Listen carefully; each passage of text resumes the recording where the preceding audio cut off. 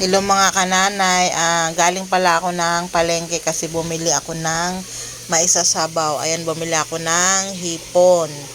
Ayan mga kananay, mag-voice over muna tayo kasi laging may music sa paligid sa mga kapitbahay. Kaya mag-voice over muna tayo. Ayan pala yung binili ko. Bumili ako ng tanglad kasi pampasarap yan, pampabango sa sabaw. Tsaka meron din akong alugbati. Ayan, alugbati at malunggay. Yan, para maraming At bumili din pala ako dyan ng manok kasi para adobo para sa mga anak ko. Ayan, oh. May kamatis at may pala dyan mga kananay. Meron din akong okra. Kasi nga alam nyo na healthy-healthyhan muna tayo ngayon. Malunggay. Para kahit papaano mabawas ang kolesterol. At tapos meron din pala ako dyan pipino. Ayan yung pipino na ko, isang peraso lang kasi ako lang naman kakain yan. Tsaka yung mga okra, ihahalo ko yan sa sabaw. O diba, para halo-halo na sila, puro masustansya. Ayan, samahan nyo ako magluto. Ayan, tapos inihimay-himay ko na yung alugbati dyan para maluto ko na. Pati yung malunggay dyan, aanuhan ko na rin, hihimayin ko na rin. Ayan, samahan nyo akong magluto.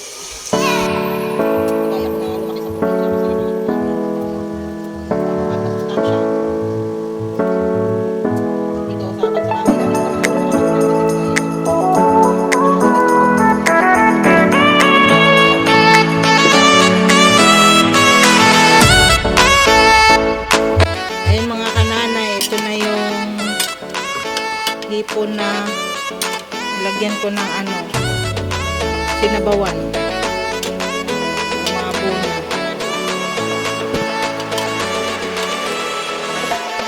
Lagyan ko ng okra, tsaka meron pa yung malunggay. O diba, napaka-healthy, daming kulay.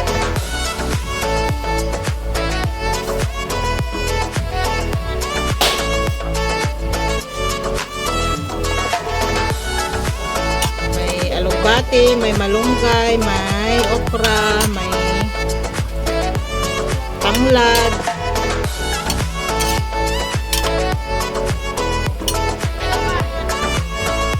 Tikman natin yon kung pwede na Hoy, pasok na? Itong isang anak ko online yan. Sayo-sayo kasi may tugtog sa kapitbahay. Tikman natin kung tama na yung lasa.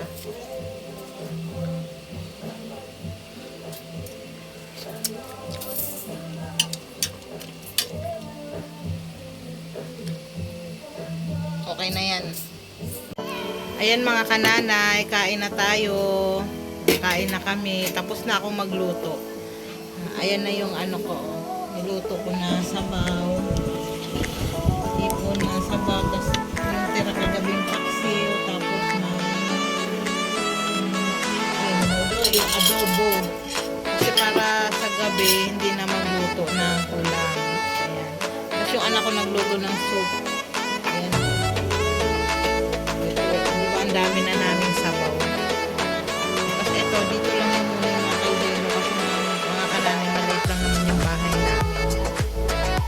Walang mapaglagyan. Kaya, ayan. Kain na tayo. Ayan mga kananay. Kain na tayo. Gutom na. Masarap po mga dito sa Oo, bakit nilalagyan naman talaga yan ng Kain na pa. Ano yan? Oras na. Nakagutom na talaga.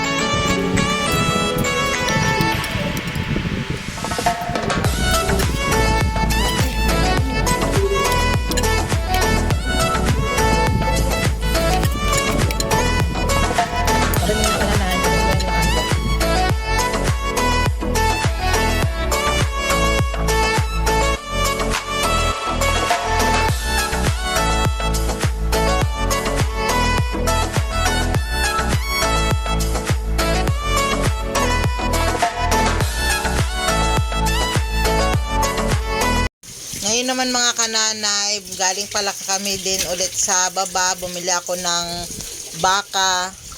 Ito mga kananay, binili namin ng mister ko sa Save More. Ayan, mag-audio na muna tayo kasi hindi talaga nawawala ang music dito sa kapitbahay namin. Ayan, gagawin ko pala tong tapa. Ayan, anuhin ko muna to i-marinate tapos hiwa-hiwain ng maliliit para maging tapa. Syempre, ito yung kailangan mas masarap siya pag maraming bawang. Ayan na yung sibuyas na hiniwa ko na ng maliliit tapos dalawang buo na bawang. Ano yan?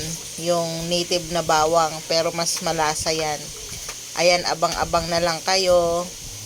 Ito mga kananay, nahiwa ko na yung... Ayan mga kananay, nahiwa ko na lang maliliit at pahaba-haba yung karne ng baka. Ayan.